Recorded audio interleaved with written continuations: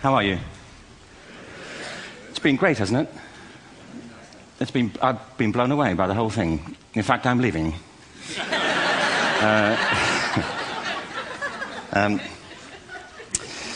There have been three themes, haven't there, running through the conference, which are relevant to what I want to talk about. One is the extraordinary evidence of human creativity in all of the presentations that we've had and in all the people here.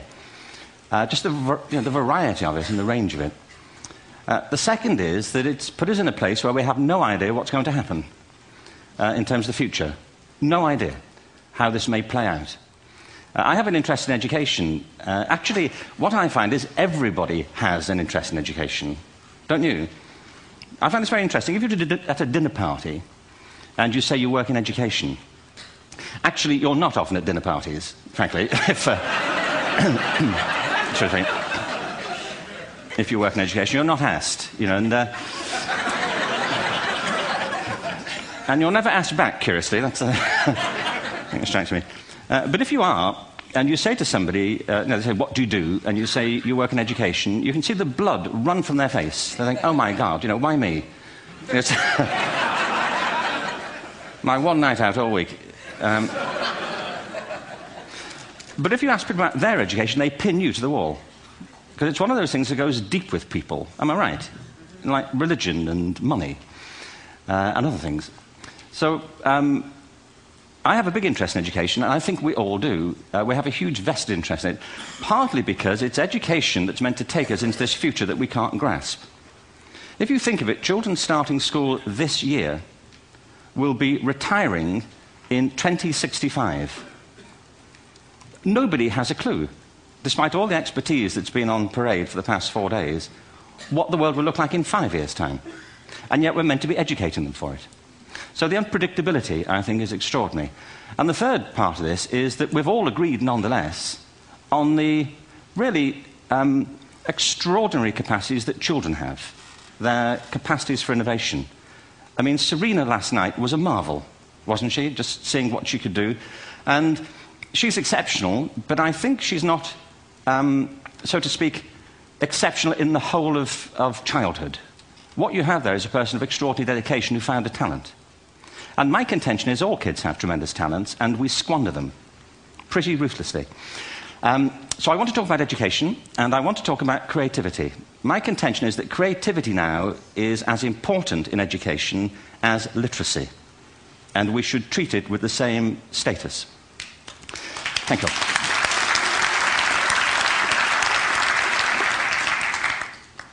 That was it, by the way. Thank you very much. So, 15 minutes left. Well, I was born... No,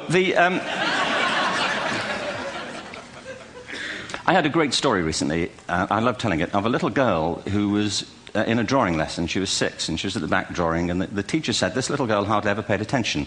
And in this drawing lesson, she did. And the teacher was fascinated. She went over to her and she said, "What are you drawing?" And the girl said, "I'm drawing a picture of God." And the teacher said, "But nobody knows what God looks like."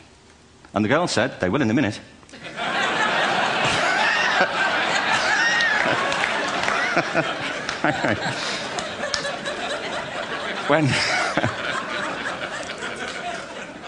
When my son was 4 in England, actually he was 4 everywhere, to be honest. I mean, if we're being strict about it, wherever he went, he was 4 that year. But he was in the Nativity play. Do you remember the story? No, it was big. It was a big story. Mel Gibson did the sequel. You may have seen it. I don't know. It was Nativity 2. But James got the part of Joseph, which we were thrilled about. We consider this to be one of the lead parts. We had the place crammed full of agents and T-shirts, James Robinson is Joseph. He didn't have to speak, but do you know the bit where the 3 kings come in? They come in bearing gifts, and they bring gold, frankincense, and myrrh. This really happened. We're sitting there, and they, I think, just went out of sequence. Because we talked to the little boy afterwards and said, "Are you okay with that?" And they said, "Yeah, why was that wrong?" They just switched. I think that was it. Anyway, the 3 boys came in, little 4-year-olds with tea towels on their heads, and they put these boxes down. The first boy said, "I bring you gold." And the second boy said, "I bring you myrrh." And the third boy said, "Frank sent this."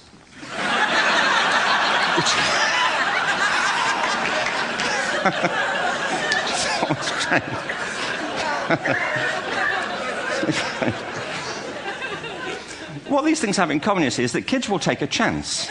You know, if they don't know, they'll have a go. Am I right? They're not frightened of being wrong.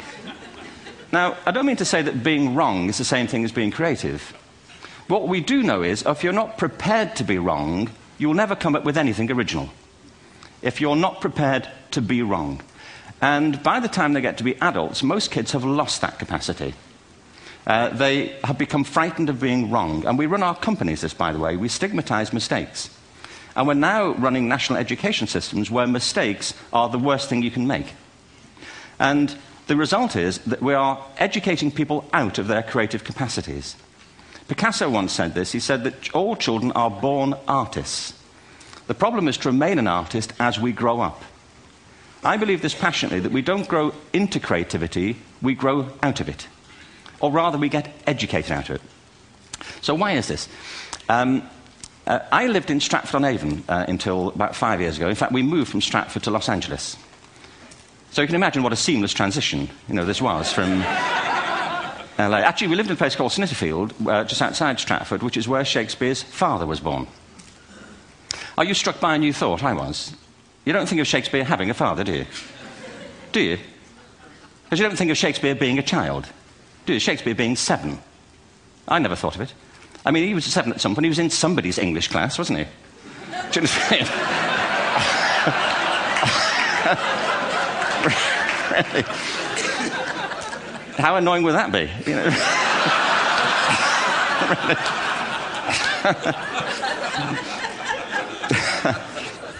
Must try harder.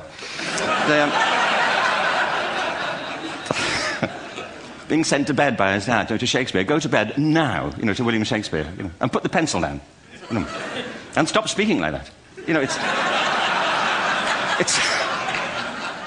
It's confusing everybody.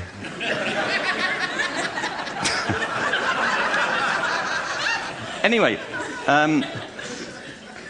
we moved from Stratford to Los Angeles, and I just want to say a word about the transition. Actually, my son didn't want to come. I've got 2 kids. He's 21 now, and my daughter's 16. He didn't want to come to Los Angeles. He loved it, but he had a girlfriend in England. This was the love of his life, Sarah. He'd known her for a month.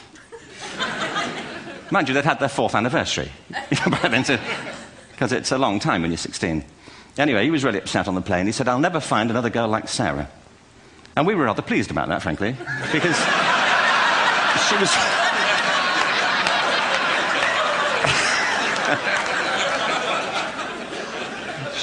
she was the main reason we were leaving the country.